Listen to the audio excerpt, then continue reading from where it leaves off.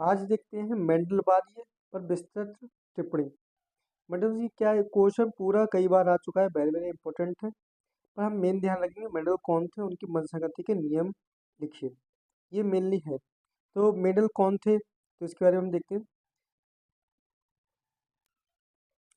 तो मेंडल का full name क्या था? Gregor John Mendel.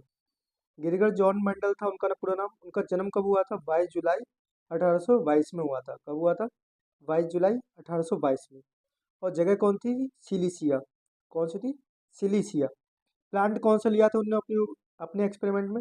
पायसम सटवम, जिसको गार्डन पी भी कहते हैं, और हिंदी में से उद्यान मटर कहते हैं। क्या कहते हैं? उद्यान मटर। ने एक्सपेरिमेंट्स किए थे, वो कितने लक्षण लिए थे ने? 7 जोड़ी, 7 युग्म विकल्पी, यानी एक युग्म विकल्पी को क्या कहते हैं? विपरीत लक्षण कहते हैं। क्या कहते हैं? विपरीत। जैसे लंबे का बौना, काले का गोरा। इस तरीके से युग्म विकल्पी लक्षण पर अध्ययन किया था। और ये 7 लक्षण कितने क्रोमोसोम पर थे? 4 क्रोमोसोम पर थे। कितने थे? 4 क्रोमोसोम पर थे। उन्हें पुनः खोज इनकी किसने की थी? रीडिस्कवरी। इसके बारे में बाद में बताता हूँ। तो उनका पूरा नाम ग्रेगर जॉन मेंडल है। 22 जुलाई 1822 में जर्मनी के सिलिसिया ग्राम में हुआ था। कहाँ था? जर्मनी के सिलिसिया। इन्होंने मटर की नई किस्म उगाई और उन पर संकरण, हाइब्रिडाइजेशन या प्रजनन ब्रीडिंग की थी। सन 1856 से 1863, यानी 1856 से 1863 तक उन्होंने 7 वर्ष तक लगभग प्रयोग किए थे। उससे कुछ निष्कर्ष निकले थे। 1866 में एक्सपेरिमेंट इन प्लांट हाइब्रिडाइजेशन नामक शीर्षक से ब्रूनर नेचुरल सोसाइटी के समक्ष प्रस्तुत किया, परंतु दुर्भाग्यवश उन्हें कार्य को महत्व को उस समय कोई नहीं समझ पाया। क्यों नहीं समझ पाया? क्योंकि उस टाइम मैथ का इन्होंने यूज़ किया था। उस टाइम मैथ को कोई समझने वाला इतना अच्छा था नहीं, इस कारण इसको, और बायो में वैसे भी मैथ को यूज़ करना थोड़ा समझने में कठिनाई थी। इस कारण इनको उस टाइम नहीं समझा गया, इनके महत्व को नहीं समझा गया, इनके निष्कर्षों के। सन 1884 में इनकी मृत्यु हो गई। उनकी मृत्यु के 16 वर्ष पश्चात 1900 में हॉलैंड के 3 वैज्ञानिक थे, जिनका नाम था ह्यूगो डेव्रिस, इरिस वॉन शर्माक, और तीसरे थे कार्ल कॉरेंस नामक 3 अन्य वैज्ञानिक भी थे, जिन्होंने इनके अलग अलग काम कर रहे थे वो। और उन्होंने निष्कर्ष क्या निकाले, जो मेंडल ने 16 साल पहले निकाल रखे थे, सॉरी, जिस पर मेंडल ने 34 वर्ष पूर्व पहले ही निष्कर्ष निकाले जा चुके थे, वही निष्कर्ष इन्होंने निकाले। मेंडल के प्रयोग का महत्व समझ में आते ही उनका नाम विश्व प्रसिद्ध हो गया, और उन्हें आनुवंशिक का जनक या फादर ऑफ जेनेटिक्स कहा जाने लगा। किन्हें कहने लगे फादर्स ऑफ जेनेटिक्स? मेंडल को। मेंडल द्वारा वंशगत अन्वेषणों के दौरान सर्वप्रथम सांख्यिकी विश्लेषणों और गणितीय तर्कशास्त्र का जीव विज्ञान की समस्याओं के समाधान हेतु किसका? सांख्यिकी और गणितीय तर्कशास्त्र का उपयोग प्रयोग किया गया। इन प्रयोग में नमूनों की विशाल संख्या में आंकड़े, बहुत सारे विशाल आंकड़े विश्वसनीयता प्रदान की। पर ध्यान रखिए, यही इनको बाद में उस टाइम प्रॉब्लम करी थी समझने के लिए लोगों के अंदर। तो अब पढ़ते हैं मेंडल के वंशागति के नियम। आपको पता होगा मेंडल के वंशागति के 3 नियम हैं मेनली। मेंडल ने अपने एक संकरण, यानी एक हाइब्रिड मोनो हाइब्रिड क्रॉस तथा द्विसंकर क्रॉस डाई हाइब्रिड क्रॉस के पश्चात जो निष्कर्ष निकाले, उन्हें मेंडल के आनुवंशिकता के नियम कहते हैं। आपको पता होगा मोनो हाइब्रिड कैसे कहते हैं? जैसे मोनो हाइब्रिड क्या होते हैं? एक संकर, एक जोड़ी विपर्यासी, एक जोड़ी मतलब 2 लक्षणों के ध्यान में रखकर क्रॉस कराते हैं, तो क्या कहते हैं? इसे मोनो हाइब्रिड क्रॉस कहते हैं। जैसे बीज की आकृति क्या है? बीज की आकृति, तो बीज की आकृति के 2 लक्षण हैं, गोल बीज और झुर्रीदार। इन्हें ट्रेट भी बोलते हैं, विशेषक भी बोलते हैं, है ना। ये बीज की क्या आकृति है, क्या लक्षण है, कैरेक्टर है। पर इसके कितने ट्रेट हैं, कितने टाइप हैं? 2 टाइप है, एक गोल का, एक झुर्रीदार का। और ये दोनों है, ये क्या है? एलील है। क्या है? ये दोनों एलील है। क्या है? एलील। क्या है? ये एलील है। तो ये क्या है? इसका जब इनको गोल बीज कहते हैं, ये गोल बीज है, और ये झुर्रीदार बीज है। तो ये इनका जब क्रॉस होगा आपस में, इसी को कहते हैं मोनो हाइब्रिड क्रॉस। क्या कहते हैं इसको? मोनो हाइब्रिड क्रॉस कहते हैं। और डाई हाइब्रिड क्रॉस क्या होते हैं? डाई हाइब्रिड क्रॉस, इसमें गोल बीज के साथ में कोई और भी लक्षण ले लिया जाए। क्या ले लिया? गोल बीज के साथ गोल, सॉरी, गोल पीला, और झुर्रीदार हरा। तो ये कहते हैं दो जोड़ी विपर्यासी लक्षणों को एक साथ क्रॉस कराने पर डाइहाइब्रिड क्रॉस बनता है। क्या बनता है? डाइहाइब्रिड क्रॉस बनता है। डाई माने दो और हाइब्रिड क्रॉस। ठीक है, समझ में आ गया? यानी कि इसे कैसे लिखेंगे? कैपिटल आर और पीले को कैसे लिखेंगे? कैपिटल वाई और स्मॉल आर और स्मॉल वाई। ये क्या है? बीच की दो लक्षणों को ध्यान में रखा गया है। फिर जब इसके युग्म बनेंगे तो कैसे बनेंगे? इसका कैपिटल युग्म का आपको पता होगा हैप्लॉइड होते हैं, तो इसका कैपिटल आर आएगा, इसका स्मॉल वाई आएगा। स्मॉल आर और स्मॉल वाई। तो क्या है? जब एक जोड़ा विपर्यासी लक्षणों को ध्यान में रखकर दो शुद्ध जनकों में परस्पर, शुद्ध जनक क्या होते हैं? जैसे कि ये कैपिटल आर ये शुद्ध है। क्या है? शुद्ध। होमोजाइगस अवस्था को शुद्ध बोलते हैं। शुद्ध जनकों में परस्पर संकरण कराया जाता है तो उनकी संतानों में विरोधी विरोधी में से केवल एक प्रभावी लक्षण परिलक्षित होता है, यानी एक ही लक्षण का दिखाई देंगे और दूसरा अप्रभावी लक्षण व्यक्त नहीं हो पाता। जैसे कि यहाँ पे देखिए गोल बीज, सॉरी गोल, ये क्या है? गोल बीज और झुर्रीदार बीज। गोल बीज का जीनोटाइप क्या है? कैपिटल आर और झुर्रीदार बीज का जीनोटाइप क्या है? Small r. जब इसके गैमेट्स बनेंगे तो क्या बनेंगे? कैपिटल आर के स्मॉल आर के। तो हम इनका क्रॉस कराते हैं तो क्या बनेगा? इसका क्रॉस कराने पे कैपिटल आर स्मॉल आर, ये कैसा बनेगा? गोल बीज बनेगा, पर संकर होगा। क्या होगा? संकर गोल बीज। क्योंकि अब आप कहेंगे कि सर इसमें स्मॉल आर भी तो है। संकर गोल बीज। और ये भी देखिए यहाँ पे ये भी बनेगा, ये भी कैसा है? संकर गोल बीज। इसका ये भी संकर गोल बीज और ये भी क्या है? संकर गोल बीज। आपको पता होगा कि जो गोल है वो प्रभावी लक्षण है। क्या है? प्रभावी लक्षण है। यदि संकर यानी कि हेट्रोजीनस अवस्था में, विषम युग्मजीय अवस्था में यदि आर आएगा, स्मॉल आर आएगा, तो ये अपना प्रभाव दिखा नहीं पाएगा। इसके प्रभाव को ना दिखा पाना और इसके प्रभाव को दिखा पाना ही प्रभाविता का नियम है। जो पहला फर्स्ट नियम है क्या है? प्रभाविता का नियम। जिसमें अप्रभावी जीन होता है वो अपना प्रभाव दिखा नहीं पाता है, इसी को क्या कहते हैं? प्रभाविता का नियम कहते हैं। अब हम पढ़ लेते हैं। उदाहरण के लिए मटर के पौधे में ऊंचाई के गुण, इसमें क्या ले रहे हैं? उन्होंने ऊंचाई का गुण लिया है। तो आपको पता है ऊंचाई के दो विपर्यासी लक्षण है। एक कैसा है? टॉल और एक होता है ड्वार्फ। टॉल कहते हैं गंठे को, लंबेपन को, और ड्वार्फ कहते हैं बौनेपन को। तो फिर विचार किया जाए तो शुद्ध लंबे पौधे में लंबाई के समयुग्मजीय कारकों का जोड़ा होगा। क्या होगा? समयुग्मजीय अवस्था में है। और लंबे पौधे का जीनोटाइप कैपिटल टी है। ठीक है, कैपिटल टी हो गया। तथा बौने पौधे का बीज का संकरण कराया जाए, ये स्मॉल टी बोने का है। स्मॉल टी बौना ड्वार्फ तभी होगा जब समयुग्मजीय अवस्था में होगा। तो F1 पीढ़ी में, F1 पीढ़ी का मतलब होता है फर्स्ट जनरेशन। क्या है? फर्स्ट जनरेशन है। तो पीढ़ी में सभी पौधों में जीरो टाइप कैपिटल टी सभी यही बनेंगे, कैपिटल बनेंगे जैसे अपने बने थे कैपिटल आर स्मॉल आर के सभी बने थे। अर्थात एक कारक लंबाई का कैपिटल टी और दूसरा बौनेपन का स्मॉल टी होगा। सही बात है। चूंकि कैपिटल टी और स्मॉल टी में कैपिटल टी क्या है? प्रभावी है। कैपिटल टी क्या है? प्रभावी। मैंने बताया था आपको टॉल जो है वो प्रभावी है डॉट पर। अतः F1 पीढ़ी में सभी पौधे कैसे होंगे? लंबे होंगे। सभी पौधे कैसे होंगे? लंबे होंगे। पर इनका जीनोटाइप कैसा होगा? संकर होंगे, हाइब्रिड होंगे। कैसे होंगे? संकर होंगे। पौधे लंबे तो है पर कैसे हैं? संकर है, शुद्ध नहीं है ये। ठीक है, याद रहेगा। इसी को प्रभाविता का नियम कहते हैं। ये देखिए लिखे हैं इसमें F1 जनरेशन में क्या होगा? जीरो टाइप क्या है? All are capital T small T है। फिनोटाइप कैसा है? फिनोटाइप में आप समझिए जीनोटाइप ये होता है जीन के जो हमारे ये जीनोटाइप जो लक्षण जीन लिखे जाते हैं उन्हें जीनोटाइप बोलते हैं। फिनोटाइप वो होता है जो हम देखते हैं, जो जैसे हमें कोई लंबा दिखाई दे रहा है, बौना दिखाई दे रहा है, तो हम बौना और लंबा जो शारीरिक आकृति रूप से देखते हैं उसी को हम क्या कहते हैं? फिनोटाइप कहते हैं। क्या कहते हैं? फिनोटाइप कहते हैं। प्रभाविता के नियम के अनुसार निम्नलिखित निष्कर्ष निकाले जा सकते हैं। लक्षणों का नियंत्रण नियंत्रण इकाइयों द्वारा होता है जिन्हें कारक कहते हैं। क्या कहते हैं? कारक कहते हैं। कारक जीन को ही बोला गया है। कारक जोड़ों में पाए जाते हैं। क्या होते हैं? जीन कहते हैं जोड़े में होते हैं। क्या होते हैं?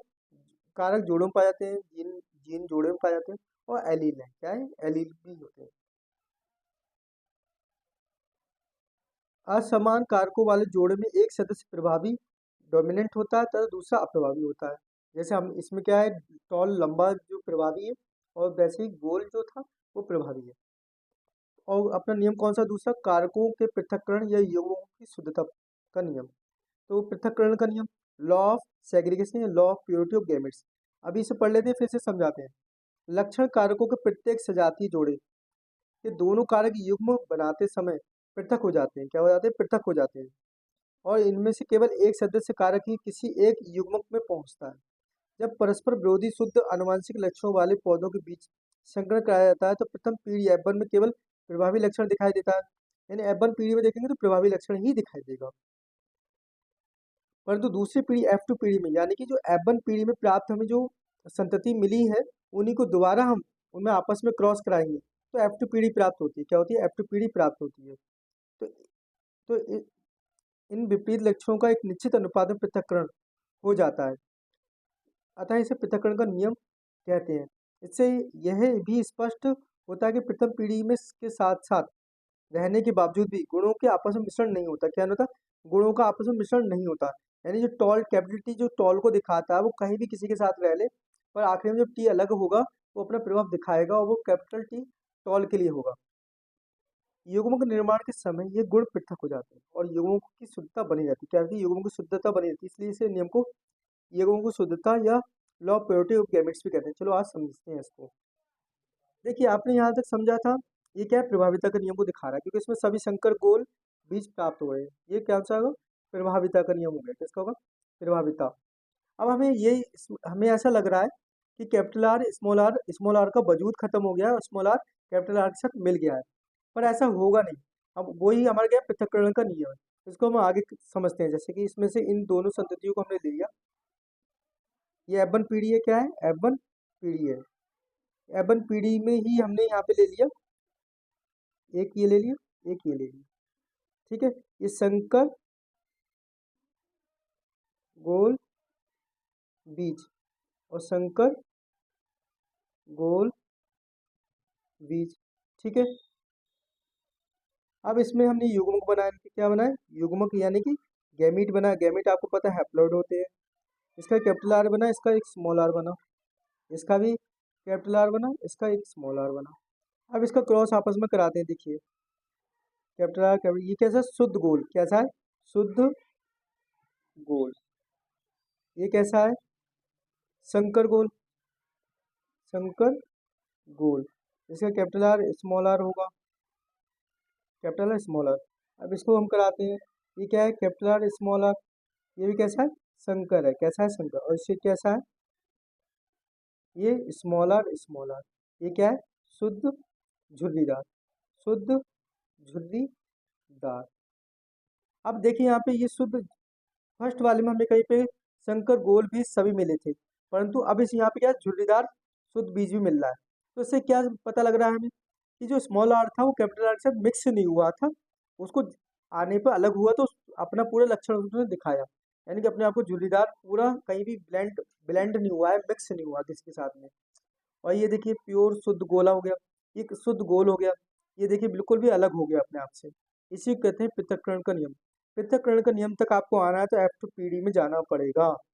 कहाँ पे जाना पड़ेगा? यदि प्रभावित का नियम फर्स्ट में ही दिख जाएगा और उनकी पुनः जो हमारी संतति मिली है उसको उनको पुनः क्रॉस कराने पर F2 पीढ़ी प्राप्त होगी। F2 जनरेशन कहते हैं इससे। F2 जनरेशन में ही हमें पृथक्करण का नियम दिखाई देगा। क्या देगा? पृथक्करण का नियम दिखाई देगा। अब हम थर्ड लॉ पढ़ते हैं। सॉरी, इसको पहले हम पहले अपने क्वेश्चन बैंक से पूरा पढ़ लेते हैं, ठीक है। अब उदाहरण देखते हैं। पेरेंट जनरेशन कैसे ली है हमने? प्योर रेड और प्योर वाइट। तो उसको हम ये पुन्नेट बॉक्स से चेक करते हैं, है ना। इसमें क्या करते हैं? एक तरफ गैमीट लिखते हैं, एक फीमेल के, एक तरफ लिखते हैं मेल के, फिर उनको फर्टिलाइज कराते हैं। तो हमारा F1 जनरेशन कैसे प्राप्त होती है? सभी प्रभावी नियम के अनुसार सभी लाल प्राप्त होते हैं।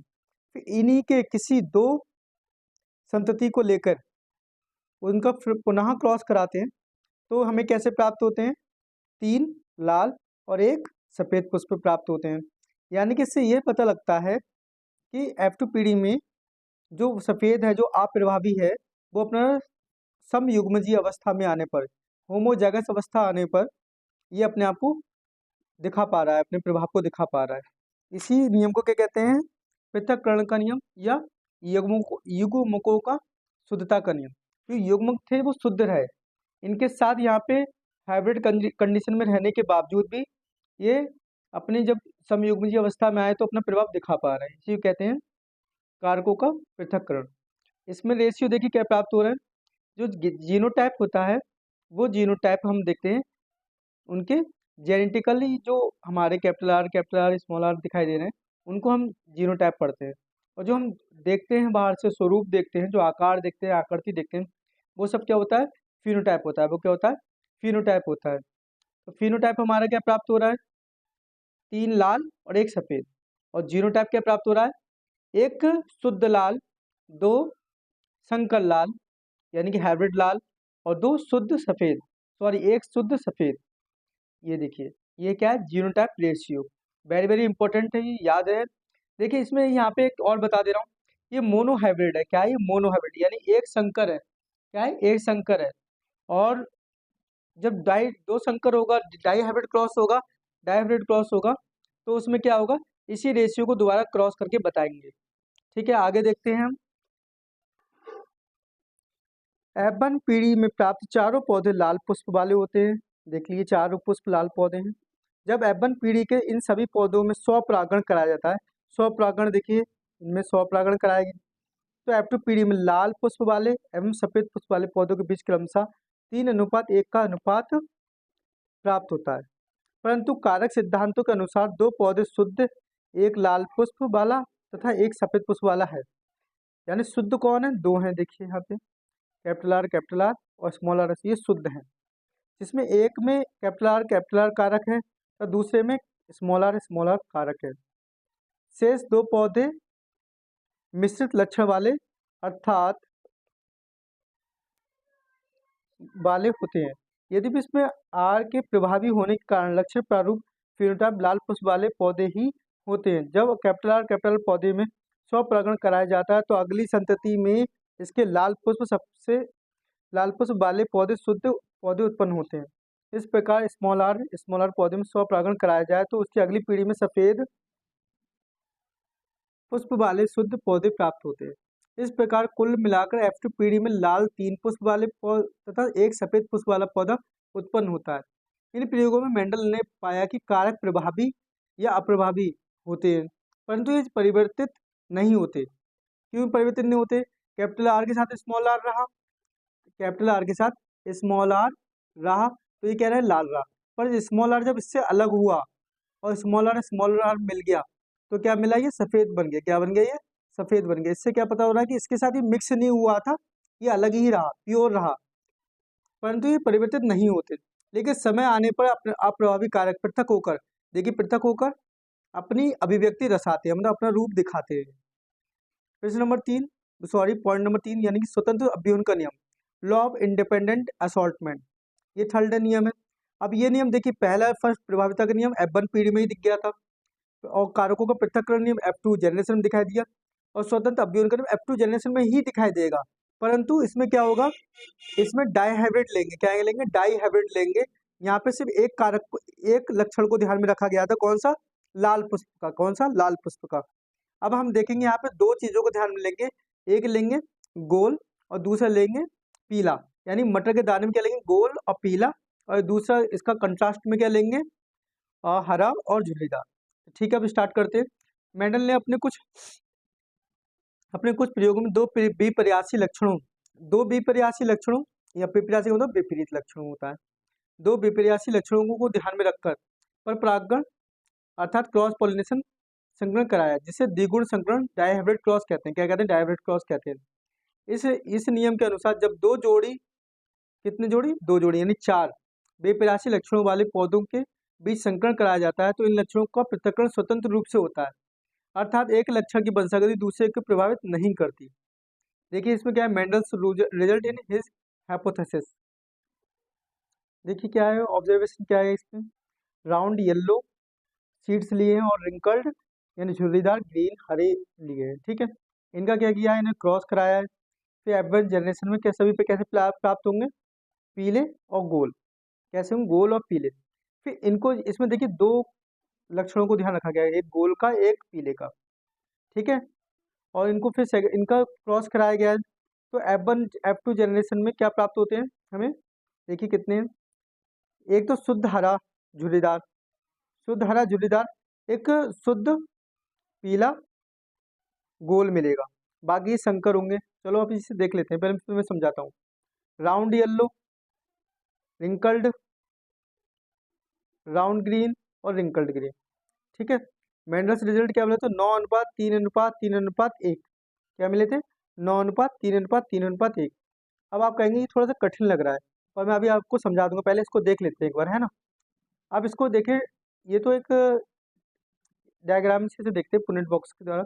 राउंड येलो को कैपिटल आर कैपिटल वाई ये रहे, ये शुद्ध लेते हैं, पहले क्या लेते हैं? शुद्ध लेते हैं। फिर इनके क्या युग्मक बने, युग्मक कैसे हैं? कैपिटल आर कैपिटल वाई के साथ, कैपिटल आर वाले कैपिटल वाई के साथ, small are capital small y के साथ, स्मॉल आर स्मॉल वाई के साथ। फिर ये देखिए कि सभी हाइब्रिड प्राप्त हुए हैं, यानी सभी गोल पीले प्राप्त हुए हैं। फिर इनका दोबारा इनके युग्मक बनाए गए। फिर इनके युग्मक देखिए, यहाँ पे कैपिटल आर के साथ कैपिटल वाई आ सकता है, कैपिटल आर के साथ स्मॉल वाई आ सकता है, और स्मॉल आर के साथ कैपिटल वाई और स्मॉल आर के साथ स्मॉल वाई। यहाँ पे एक चित्र से इससे समझते हैं। देखिए कैपिटल आर स्मॉल कैपिटल ये है ना। अब इसको देखिए यहाँ पे क्रॉस कराना है, यहाँ पे इसके साथ, तो पता कैसे लगेगा? तो हम ये युग्मक बनेंगे, क्या बनेंगे? युग्मक। आपको पता होगा ये द्विगुणित है, ये द्विगुणित है, डिप्लॉयड है, ये डिप्लॉयड है, यानी दो दो दो लक्षण है ये, है ना। तो इसको क्या करने हैं हमें? इसमें से क्या बनेंगे? गैमेट लेंगे, गैमेट बनाएंगे। तो कैपिटल आर ये गैमेट्स बनेंगे, इनके कैसे बनेंगे गैमेट्स? कैपिटल आर के साथ कैपिटल वाई, ठीक है, पहला ये युग्मक। फिर दूसरे कैपिटल आर के साथ स्मॉल वाई, तीसरा कैप और स्मॉल आर के साथ कैपिटल वाई, ठीक है, और स्मॉल आर के साथ स्मॉल वाई। तो हमारे कितने युग्मक प्राप्त हुए?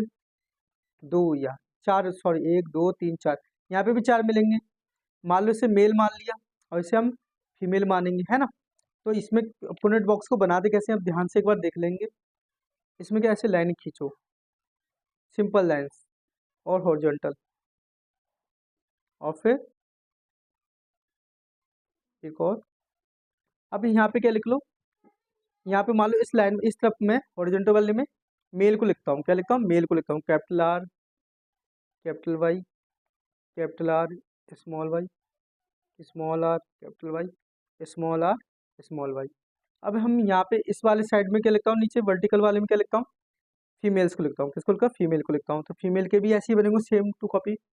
तो यहाँ पे capital R capital R small are capital Y और स्मॉल आर स्मॉल वाई। ठीक है, आपको दिखाई दे रहा है? ठीक है। अब यहाँ पे, अब इसको बनाना बहुत ईजी है। इस वाले को इधर ले आइए, इस वाले को इधर ले आइए। तो कैपिटल आर एक साथ, और कैपिटल वाई एक साथ। ये कैसा हो? गोल पीला, और वो भी शुद्ध। कैसा हो? गोल पीला शुद्ध। अब कैपिटल आर का इधर आइए, कैपिटल वाई इधर आ जाएगा, और स्मॉल इसका इधर और इसका इधर, सिंपल। तो capital R capital Y small Y. अब इसका फिर इधर और इसका ये इधर, समझ में आ रहा है? तो capital R capital Y small are capital R capital Y. ठीक है। Capital R, sorry, small r आएगा, क्या आएगा यहाँ पे? स्मॉल आर, क्या आएगा? स्मॉल आर, क्योंकि यहाँ पे स्मॉल आर है।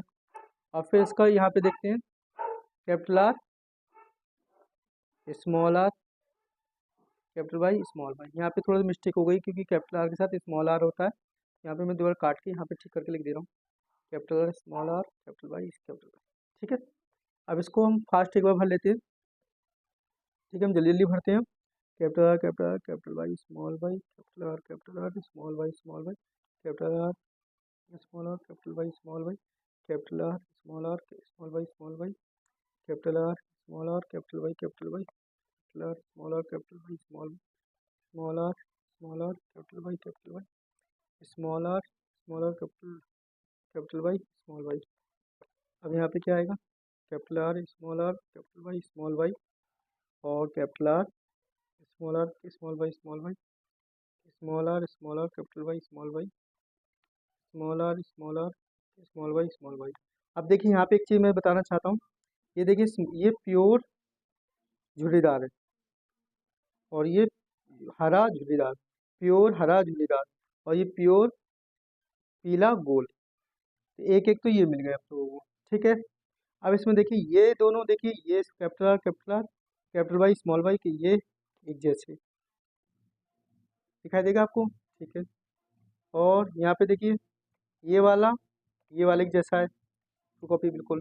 तो ये वाला इसके साथ मैच करा दूँ, ये ये ये ये। ठीक है। अब ये वाला देखिए, ये पूरी लाइन एक जैसी दिखाई दे रही है आपको।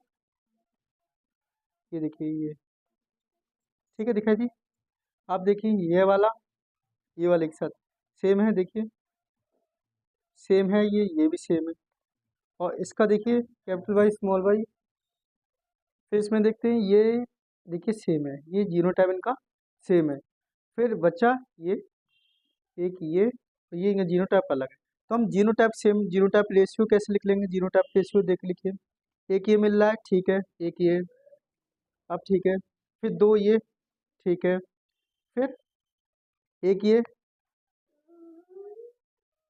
फिर ये देखिए ये वाले दो, फिर देखिए एक दो तीन चार, ये चार, फिर एक दो, ये दो मिल रहे हैं, फिर देखिए एक,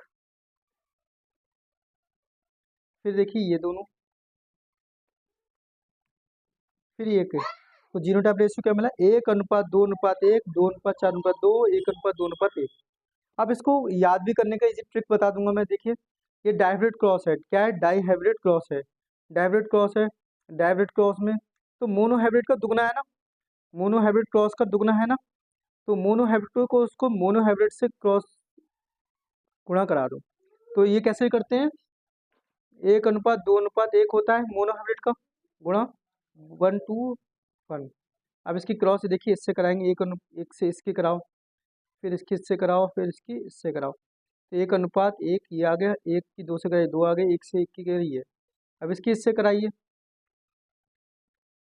दो एकम दो, ठीक है, दो दूनी चार, ठीक है, दो एकम दो, ठीक है। अब इसकी बाजू, इसकी तो ऐसी होगी ना, इसकी जैसे इसकी भी है वैसे ये आ गया। अब फिनोटिपिक रेशियो देखते हैं, फिनोटिपिक रेशियो, फिनोटिपिक रेशियो, ये जीनोटिपिक, फिनोटिपिक रेशियो क्या आएगा? 9:3:1। 3:1। कैसे देखिए यहाँ पे, 9 कैसे होंगे? गोल पीले होंगे, कैसे होंगे? गोल पीले होंगे। तो देखो ये रहा गोल का, ये रहा पीला, ये भी गोल पीला, कैपिटल वाई है तो पीला होगा ही, गोल पीला, गोल पीला, गोल पीला, गोल पीला, और ये भी गोल, ये कैसा? गोल हरा है, गोल हरा है ये भी। तो ये गोल पीला, गोल झुर्रीदार, पीला हरा, सॉरी पीला झुर्रीदार, और ये कैसा है? झुर्रीदार हरा। ठीक है, ये तीनों आपको याद रख लेने हैं। ठीक है। तो इसमें देखिए यहाँ पे अभी क्वेश्चन बैंक में भी बता दे रहा हूँ। तो जो आप नेट बॉक्स देख रहे हैं वो इसी तरीके से बना हुआ है, इस पर क्रॉस थोड़ा तिरछा कर रखा है इसको, है ना। तो इसमें देखिए क्या है, 9 के राउंड येलो है, गोल पीले हैं, 3 झुर्रीदार हरे पीले हैं, और 3 गोल हरे हैं, और 3 झुर्रीदार हरे हैं। ठीक है। उपरोक्त उदाहरण के आधार पर F1 पीढ़ी में सभी पौधों में युग्मक बनने पर चार प्रकार के युग्मक क्रमशः चार प्रकार के युग्मक बनते हैं, मैंने बता भी दिया है कैसे बनते हैं। चार प्रकार के युग्मक बनते हैं। जब ये युग्मक दूसरे पौधों के किसी इस प्रकार के युग्मकों से मिलते हैं तो अग्र प्रकार के परिणाम प्राप्त होते हैं। ये कौन सा है? ये फिनोटिपिक रेशियो है। क्या है? ये फिनोटिपिक रेशियो है। लक्षण प्रारूपी फिनोटिपिक रेशियो है, पेपर में कई बार। ये क्या है? लक्षण प्रारूपी अनुपात फिनोटिपिक रेशियो है। अब फिनोटिपिक रेशियो देखो, 9 पौधे गोल पीले बीज होते हैं। देखिए ये तो दोनों क्या है? प्रभावी, गोल पीले प्रभावी, पहले याद रख लो। फिर दूसरा एक प्रभावी है, दूसरा अप्रभावी ले लो। फिर तीसरा एक अप्रभावी, दूसरा प्रभावी, फिर तीसरा सभी अप्रभावी, सभी अप्रभावी। उपरोक्त चारों प्रकार के पौधों के लक्षण में 9:3:1 के अनुपात द्वारा प्रदर्शित किया जा सकता है। अब इसका फिर जीनोटिपिक रेशियो इसमें लिखा नहीं है, पर जीनोटिपिक रेशियो में बता दे रहा हूँ आपको, आप नोट कर लीजिएगा। Genotypic ratio 1:2:1, 2:4:2, 1:2:1। ये पुनेट बॉक्स को देख के निकाल सकते हैं। ठीक है। Thank you.